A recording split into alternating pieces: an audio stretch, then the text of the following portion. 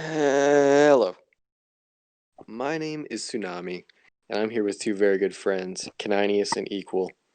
And if you've been keeping up with the series, you know by now that we've been talking about creative superstars within the confines of the XWE and ESC E-Feds, as well as some other ones in between that have influenced uh, this whole E-Fed world we've been living in, and how they may influence ABC in the future. But today we're going to be talking about one of the probably one of the oldest ones. Like I don't know if he was before Danny V5 or not, but he's been around just as long, I believe. But is Nero Sin, and the owner of that car is Equal Scorpion. So Equal, whenever you're ready to tell us all about Nero Sin, take it away. Yeah, what's up? Great to be back on Brick by Brick. And yeah, he was absolutely before Danny V5. The actual start of Nero Sin was you, Tsunami. You made 8 CAWs, I think it was, for CWF back in the day, back on 2K13. And you made the CAWs for people that didn't have CAWs yet. It was like almost like an NXT thing. I think it was called Uprise or something. That's Um Yeah, that's right. I forgot about that. yeah. So you made 8 of these guys, and I just randomly got assigned Nero Sin because when I first came to CWF, I was Chris Jericho. I didn't make cause, and that's probably why I was a jobber, honestly. But um, yeah, I had Chris Jericho, so then they just gave me Nero Sin, and I was like, okay, whatever. It's funny because the very first Nero Sin, I don't know if you can find a picture of this. It might be on an old Twitch video somewhere, but the very first like Nero Sin Ka was wearing like standard wrestling tights, like not very big. And Nero did not look good in this. He is a big man. Oh, he And was wearing trunks? yeah, he was wearing trunks. Oh, right, right.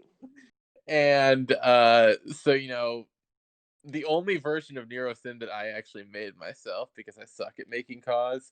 I changed it to like the Tyson Kidd style trunks. Looked a lot better. Um, but yeah, that was the start of Nero Sin.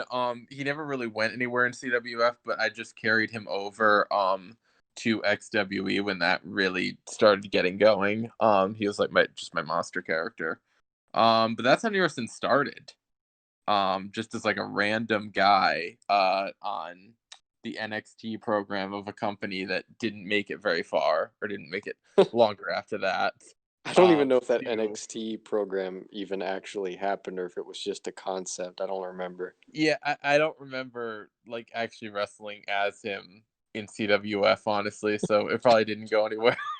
um, but yeah, like he went from that like kind of program, like that level of wrestler to like a main event talent, someone who's won the world championship multiple times. Kind of crazy. Um, but I mean that's basically how how Nearson came into XWE too was it was in like an XWE championship match was his debut. And that was basically because the XW champion at the time was AJ Styles. Um this is another dark moment in history, but basically, um, there's this guy, I can't even remember his gamer tag now, but he basically just wrestled as a real superstar, and it was a fully competitive league at the time, so he just won the championship, and then like refused to drop it for like 6 months. And I ended up being the guy that came in and just squashed him and whatever, won the championship. But I mean, Nero Sin after that was like just a really big monster heel. And that was about it. I had some pretty good matches with Warren Marshall as him back in the day, but other than that, I really feel like his XWE career didn't really have too much of an impact until the second world championship reign. But yeah, I don't know. Like, I don't know how much more needs to be said about his time in XWE because it was really ESC where I actually learned to sim with him. And I actually started to put on like actual good matches with Nero Sin. And it was partly too because a lot of his gimmick in ESE at the time was that he was really, really old and shouldn't be in the ring anymore. And so I would have to sell more for my opponents because Nerosin's old, like he's past his prime. I wouldn't just like try to power through people and squash people. I just used like his age as kind of like a weakness, as a way, as like something my opponents could exploit and then make the match more interesting. Um but yeah, I don't really have any huge accomplishments as Nero Sin in ESE, outside of the North American Championship, I guess. Or no, it was the Prospect. I think Nero hold held. Yeah, it was the Um, Prospect Championship. Prospect, yeah. That's right. I had a pretty decent reign as that, like with the gimmick that the Prospect Championship was like for new up and coming wrestlers, and I was like this old ass like gatekeeper basically, just kind of like Tyson Kidd was trying to do in NXT way back in the day. Um, so that was That's kind of a fun. throwback. Yeah. Jesus, what an analogy.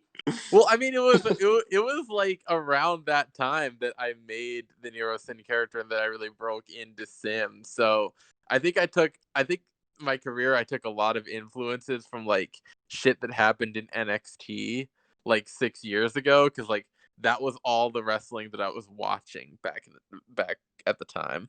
So, but anyway, that aside, I think really the defining moment, I guess, of Nero Sin's career, it would be one of two things. It would either be the retirement match he had with AK-47. They were known as the Sin City Snipers against Team Slay in what was supposed to be his retirement match. Um just because that kind of told all the stories all at once, that Nero Sin, he's a loner, he's a monster character.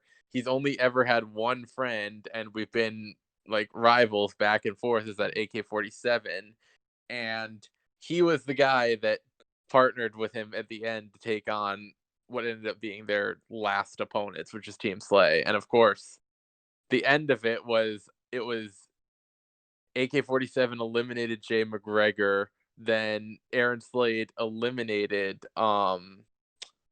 AK, and so it came down to me and Aaron Slade, and he just went after my leg repeatedly, over and over and over again, and I wouldn't tap out. It was like the Stone Cold Steve Austin and Bret Hart at WrestleMania 13 thing, and Aaron Slade retired so many people in 2020. yeah, he was literally in like 4 different retirement matches. He was in your match against him. He Yeah. was, and then you came back anyway. That's like a common theme though. Like retirement is such a joke in real wrestling and in fake wrestling. Like Yeah, it really is. I mean, and especially with me because like I have like the least amount of characters out of most of the people here. And I think the reason for that is um I just get such good matches out of Nero Sin and Danny V5 that I've never wanted to pull the trigger on actually retiring either of them because I felt like I was only getting better with Nero Sin, especially in the last couple of years. I So think that's probably what made like really a part of what made Nero Sin great. I mean, like you said about XWE, he had a couple world title reigns, but who didn't hold the world championship? yeah, Uh, but the cool thing about Nero Sin is like he was there before anyone else was there, and he stayed. Right, he was a yeah, mainstay of XWE the entire length, which I don't think. I mean, you could say Danny V5, but in reality, Nero Sin was like the only one to really do he that. was the only one that was like consistently in the main event or like a high level position in XW throughout the entire time. Danny V5 was around the whole time, but I mean, he'd go months without ever wrestling at points. I Right. do want to So, say one thing about Nero Sin and XWE, and even in ESE, is that he did a lot of different things. And by Oh that yeah. I mean, I would like I've been back on the XW channel and just like breezed over a couple of videos, and he just pops up everywhere. Like he's just involved in, and he was in so many different teams and stables. He was in Apocrypha. He was in Vanity. I don't know if you remember that. Yeah. Oh my god, I remember Vanity. You remember how that ended too? No, I don't. Okay.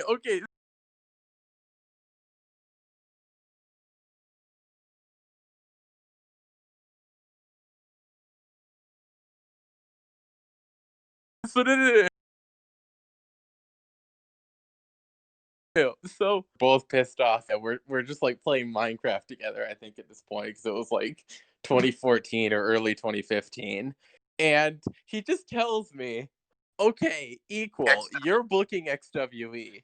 Book a 3-on-1 handicap match against me." I think it was where it was one of T drivers. Oh no! I'm sorry. It was Judas Cole. It was Judas Cole was the guy. We booked a 3-on-1 handicap match. It was Nero Sin, Derek Asher, and who was it? Was it Lexander? Was the third member of Yeah. Vanity? Right? Yeah. So it was Nero Sin, Lexander, and Derek Asher in a 3-on-1 handicap match against Judas Cole. And I just told Markster, I'm going to start off the match with you. I want you to hit me with a few moves, immediately hit your finisher, and pin me. And that's exactly what happened. And you were commentating it, Oh Tsunami. my God. It was it was tragic. The comp Um days. but yeah, going back to what you were saying, Nero Sin really was involved in everything because he was basically like XWE's version of Kane, which is basically he's like a slightly demonic heel monster, but the other thing is he just wrestles in everything, whether it be Hell in a Cell or Money in the Bank or whatever stupid gimmick or the Royal Rumble, obviously, like every possible gimmick or the Chamber, like every possible gimmick match, every possible like main event, like just gimmick thing or whatever, he's in it. He's involved. So So yeah. moving forward, if there is any at all, what would you say would be his influence on ABC, whether it be a physical or not?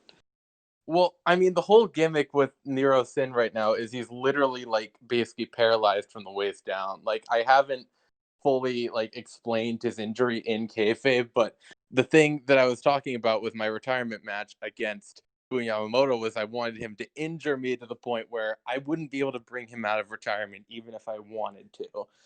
So, wrestling is a really weird deal. I'm sure I could like get myself out of that corner if I really wanted to, but I don't really have any intentions to. Um I think he could be like guest commentary for something just because he's had such an influence on guys that are still wrestling that like makes sense for me to do that at some point, but I don't really see him having any major role in ABC, to be honest. I would say Nero's biggest influence, from my perspective at least, is he was the generation before the trainers. And so the Alex G's, the Heel Ducos, and the Nick Xanders all came after Nero and after what Nero Sin did and what his generation did in XWE. So I feel like Nero Sin, along with all those people who were in that same time frame, which we could name some names, all paved the way for like this new era of creator wrestlers of cause, and then that became what is now the trainers in ABC. Yeah, yeah, that's a good way to describe it. I also did remember something just now too that's kind of interesting, and you'll probably remember me talking about this at the first Cataclysm K9. Is Nero Sin is the single only wrestler that's wrestled in every major show the regulators have ever did, like every version of that WrestleMania. At first, it was Moment of Glory back when I didn't run XWE. Then it was Final Destination for 6 years, and then it was Cataclysm for another 2. And Nero Sin was on the card in every single one of those years. Should have been So undefeated. I said never say never, Boom. but once graduation rolls around, I don't know. I might pull up, to be honest. Right on. Well, without further ado, I believe that is the conclusion of the Nero Sin episode of ABC Brick by Brick. And as I say at the end of all these, there's so much more to talk about, and I'm sure we will later down the line. But for now, thank you, Equal, for sharing, Absolutely. and we will see everyone in the next one. Goodbye. Peace.